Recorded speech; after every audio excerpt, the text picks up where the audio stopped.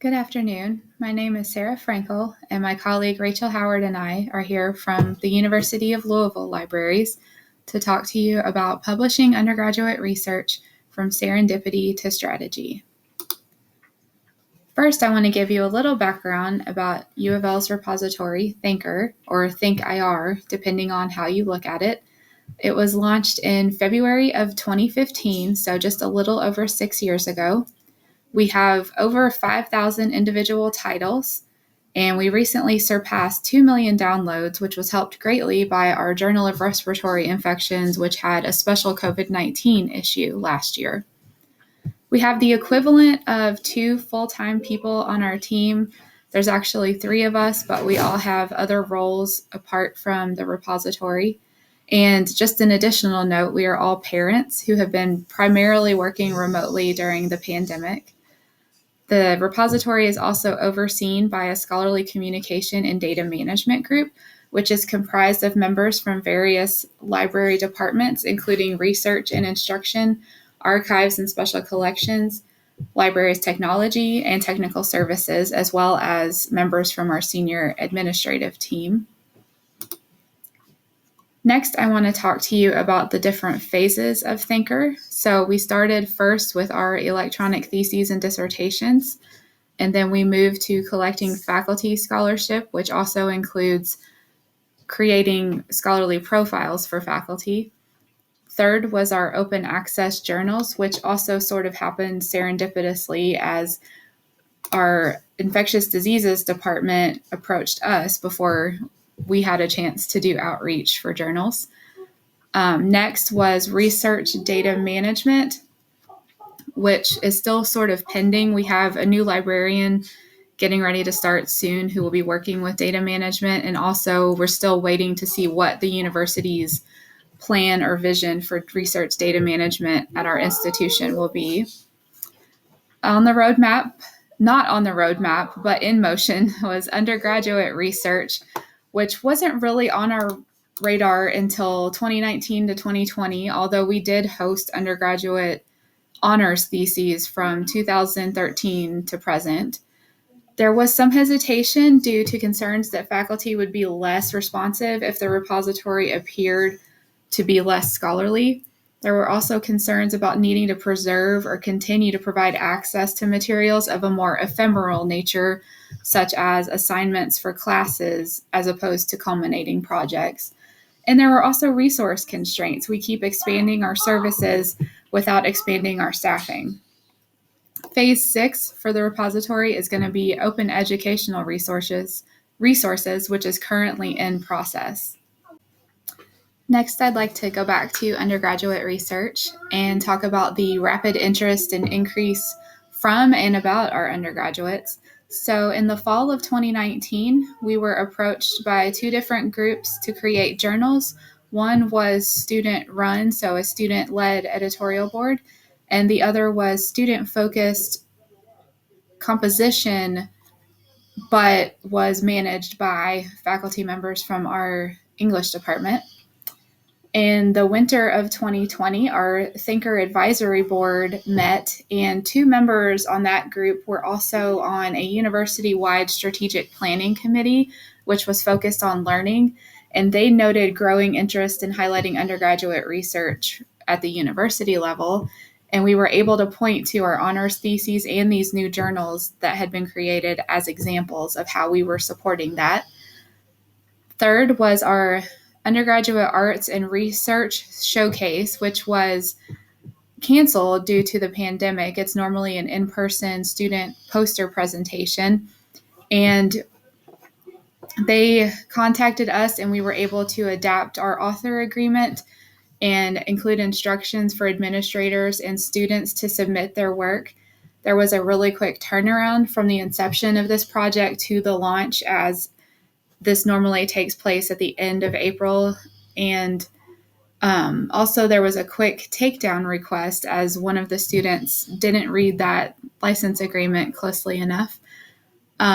We got a lot of publicity from doing this event with this group, which led to more undergraduate poster presentations approaching us about using our system for their specific events. This led to the need for a new MOU with our undergraduate research office.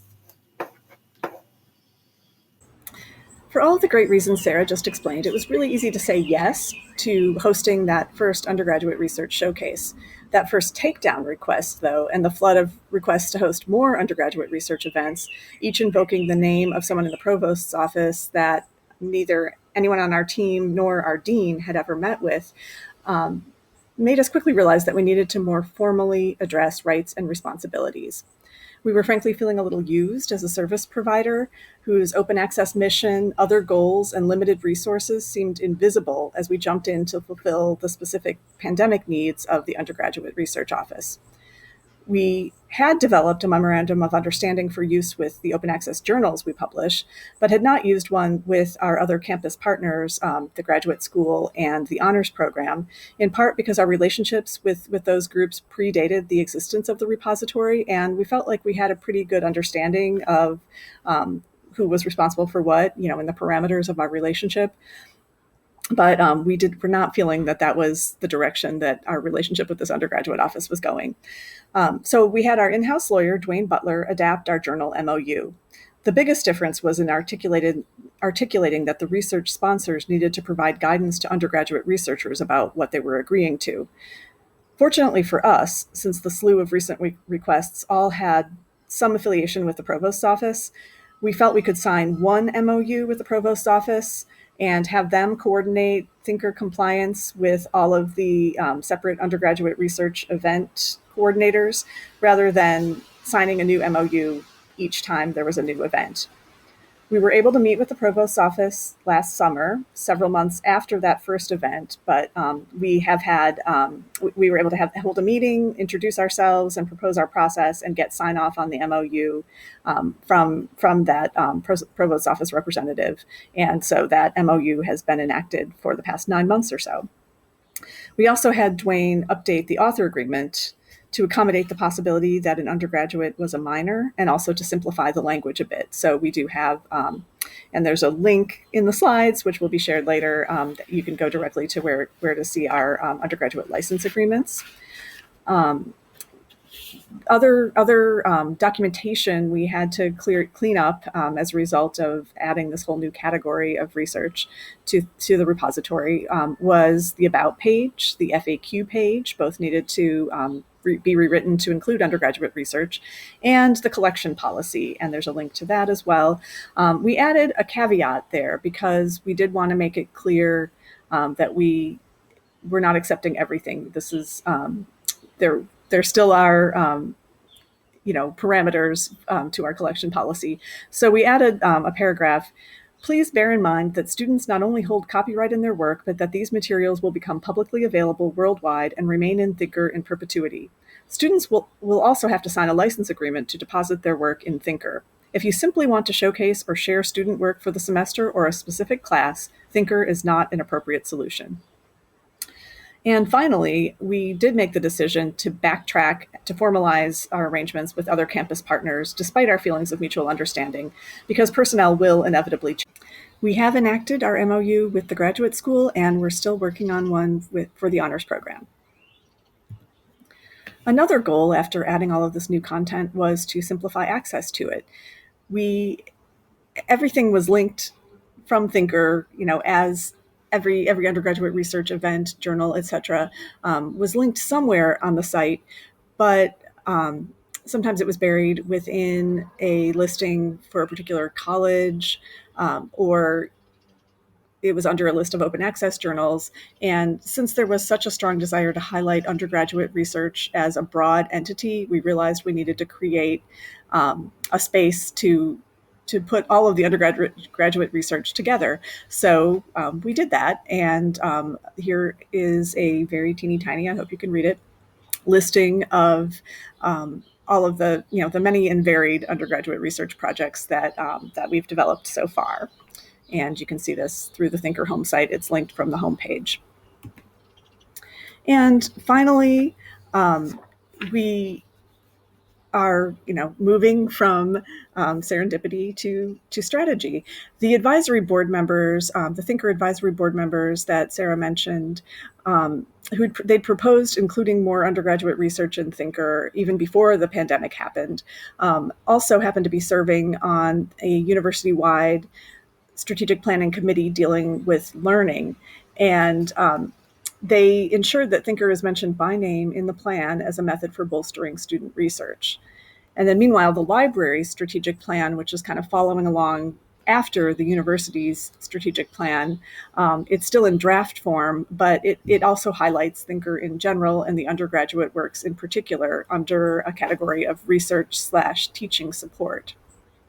We're hoping to leverage the prominence of Thinker in both of these strategic plans to, at least in the short term, get better placement on library and university web pages by pointing out that, if you want to highlight this undergraduate research and all of the research, it would be great if it were more discoverable from the university and library's web pages. In the longer term, we also want to make the case that we need more staffing in order to continue to fill these goals as we keep accommodating more and more needs within the libraries and the university. If you have any questions, Sarah and I are both here today, and thank you for your time.